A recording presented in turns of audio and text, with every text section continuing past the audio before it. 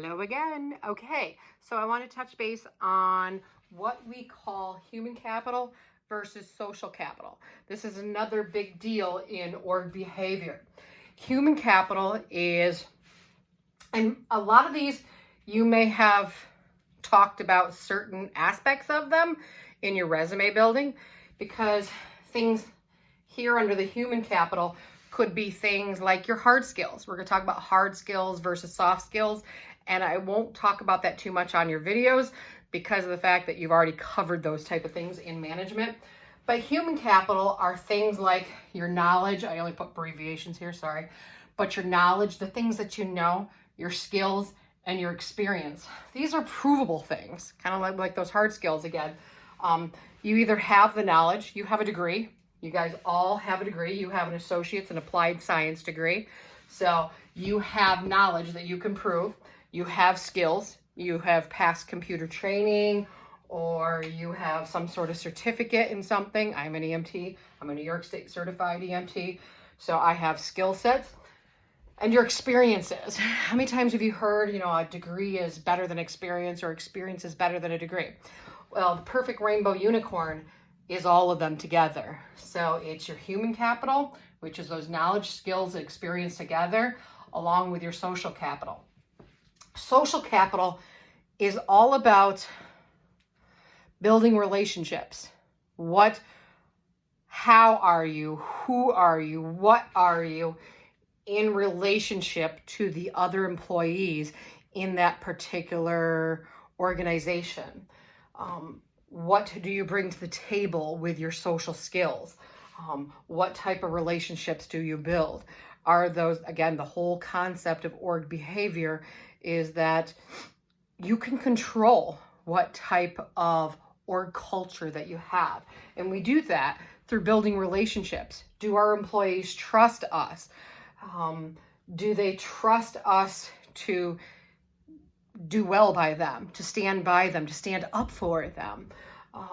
Do we build relationships with them and getting to know them? Do they just know us as the CEO, or do we come downstairs and have picnics with them and talk and engage in human behavior with them? Goodwill. How well do I build those relationships to produce what is called goodwill? Under here, you may have noticed under human capital, I have potential. And this really relates to human capital as well as social capital, because it's not only what you currently have right now, but it's about your potential.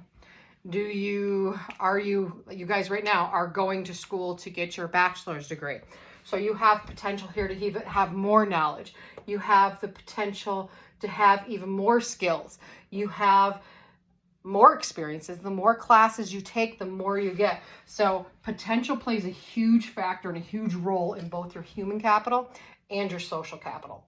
Same thing with all these. What is the potential for you to build relationships? What is the potential for you to build trusting, solid relationships with everyone that you meet in your company? With goodwill. How well do we take care of our community? Things like that, giving back and Habitat for Humanity and doing good things for our community.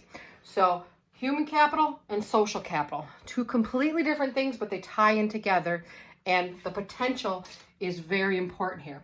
But human capital, for part of your homework, or I have on here, I want you going into a LinkedIn. What I mean by that is you don't have to, if you should by now, you're in a bachelor degree class, you should have some sort of LinkedIn account, which is a business professional social media. You should have some sort of LinkedIn account. So for one of your homework assignments that I have you looking at somebody's human capital.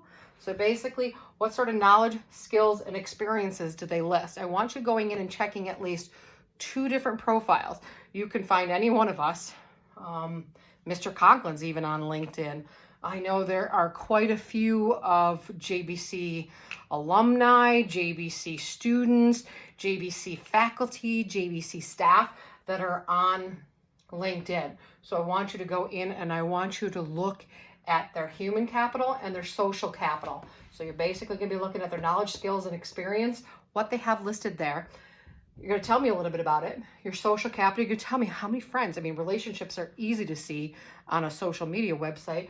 What type of interactions do they have? Do they have a lot of posts? Do they build relationships there? Do they have 5 friends on their list, or 5 followers or subscribers? Or do they have 500? Things like trust and goodwill, maybe not so much that you'd be able to see on LinkedIn, but you could very easily see this. And on the bottom of that, all I'm looking for you to do is give me an evaluation on these 2, on their human capital, on their social capital, and then any sort of thing that you would offer up to that might help either one of them, their human capital or their social capital. Like maybe they should have a few more followers. Maybe they should list more of their experiences. You know, they have great speaking experience, public speaking. They have a whole bunch of credentials on LinkedIn that you could endorse. I think that was what they call it. You can endorse people for. So if you see somebody on there and you know that they've done public speaking, then maybe you could endorse them for that. Or maybe you say that you don't have to perform any actions. Just tell me what you see, how they could improve their human capital, how they could improve their social capital. So that's all that one's for. See you next time. Bye, guys.